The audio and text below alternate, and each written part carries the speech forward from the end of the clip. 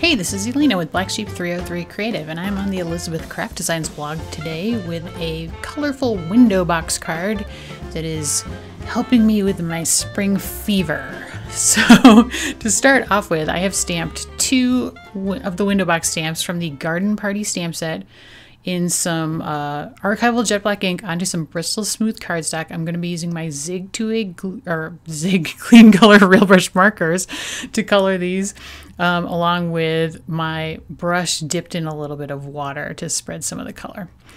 So I'm going to layer the flowers, the front row of flowers on top of the window box. So that's why I have 2 of the images stamped here. So I'm only going to color the things I need on the left-hand side, which is most of them.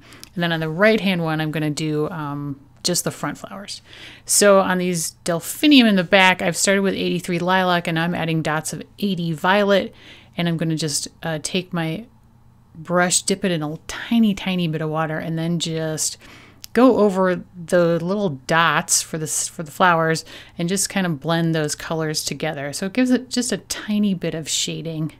Pretty subtle, but you know, every little bit helps, right? And so then I am going to, and as I go, I kind of like discover other sections that I didn't color as I'm going, because these flowers are kind of very small and detailed. Now I'm using lemon yellow initially on the centers of what I'm calling my white daisies, but I will change that a little bit later. And now I'm going to use some 41 light green on the leaves that surround the daisies. And here I'm discovering areas that I didn't color, again with my lilac marker. And I will take a little bit of water and spread the green out in those leaves just to fill in the leaves totally. And I will then go back with that 41 light green and add a little more darkness just in like the veins of the leaves for just a tiny bit of added dimension. But this is not difficult coloring. It's nothing fancy happening. And then I'm using some 47 May green on the sort of larger flower leaves, and there are really only like 2 of those, so that was pretty easy. And again, spreading it with the water and then just reinforcing those veins on the leaves with the marker. And then, oh, here's where I decide I need darker yellow centers in my daisies, so I go to 50 yellow and do those. But later I'm actually going to cover those with some Tonic Nouveau drops. Now this is 25 pink, and you can see I just did like a line down this middle of the petal of each one, and I'm just spreading it with my water. And then I'm just going to go back and again sort of add the line back in and then blend it out just a tiny bit with the water to get just a little bit of subtle shading on those petals. And then I'm going to add black to the centers, and I will later actually cover those with Ranger black enamel accents. And I will use dandelion yellow on the yellow centers of the little white flowers. Now this is 91 light gray for the window area, and then I'm going to add some stripes to the shade. So this is 36 light blue. I'm just following sort of the scallop on the stamp. And then actually I will later fill in those stripes. So as you can see, my cards evolve as I go. So changes happen. Now I've fussy cut out that front row of pink flowers, and I'm going to layer it on top of the window box like so in a little bit. But first let me stamp my greeting, which is wishing you a colorful day from the General Sentiments Clear Stamp Set. And I'm stamping this with Versamark ink onto some bright pink cardstock. And then I'm going to be covering that Versamark sticky clear ink with some white embossing powder so that I can emboss this in white with my heat gun, like so. So I kind of have a white accents throughout this card. Now here are all the things that I have to assemble the card. I have the greeting, which is trimmed down a little bit. That wood piece is from the Through the Lens paper pack, and it has been die cut out with the 4th largest die in the Modiscrap Dashing Rectangles die set. That blue piece is from the Modiscrap Happy Travel 12x12 paper pack. That's been die cut out with the 2nd largest dotted scallop rectangle die. That white piece behind it is 85-pound white soft finish cardstock, and it's cut to 4 by 5 1/4. That green cardstock is cut to 4 1/4 by 5 1/2, and that is going to cover the 100-pound white soft finish cardstock card base that is behind it. And you will notice right behind that, I have colored the window box now with my 51 Lemon Yellow.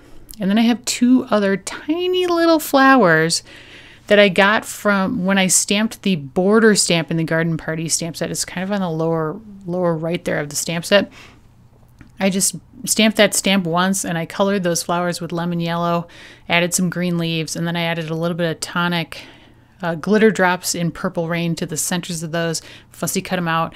Those will be accents for the greeting here in a minute. So now the green piece of paper has been adhered to the front of the card base with some 10mm clear double-sided adhesive tape, and now I'm just going to layer up the remaining components. So this is the white, 85-pound white soft finish cardstock going in the center of the green. Then the blue is going to go in the center of that. And then the wood piece will go in the center of that. Sometimes I just like, I don't know, layering up several pieces of paper. It gives it like a lot of fun dimension. It's not something I do too often, but every once in a while, I think it's really a fun way to combine patterns and colors to get a really fun effect. Now I added a 6mm clear double-sided adhesive tape to the back of the window box, and now I'm just trying to peel the backing off of the tiny pieces of foam tape I have added to that pink row of flowers, because I'm going to pop that on top of the window box now. And this is kind of a subtle dimension that I've added to it, but it does make a difference. Like when you see the card in person, you do notice it, and it kind of jazzes up that window box. Since the window box is really the focal point of the card, kind of jazzes it up, and it really brings attention to those pink flowers and just feels very springy and colorful. I don't know, something about that foam tape and adding that extra dimension really made a difference.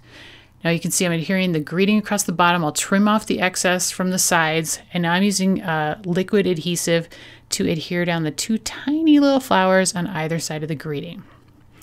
And as a final touch, I decided to add some color coordinating sequins in aqua, pink, and yellow.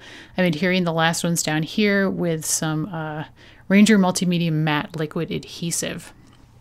And then as a finishing touch, oh here, yes, I did fill in my stripes there on my blind with the 36 light blue, as you may notice.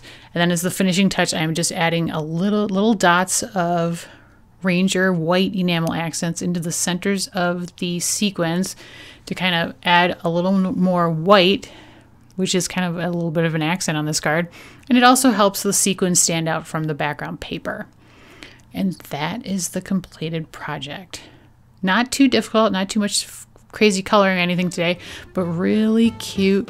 And something about that pink, blue, and yellow just makes me happy and makes me think of spring. And since it's a little bit cold and a little bit weird in Colorado right now, and I'm feeling a little like I need some spring fever, it made me happy, and it satisfied that need. So hopefully I've inspired you a little bit today to pull out your watercolor markers and color some fun florals, especially with that Garden Party stamp set from Elizabeth Craft Designs. Super cute. Supplies are listed in the video description and over my blog. As always, if you like the video, please give me a thumbs up. And if you haven't subscribed to my channel yet, I would love it if you do that. Here are 2 more projects I've done in the past for Elizabeth Craft Designs, so check those out. Thanks. Have a great day.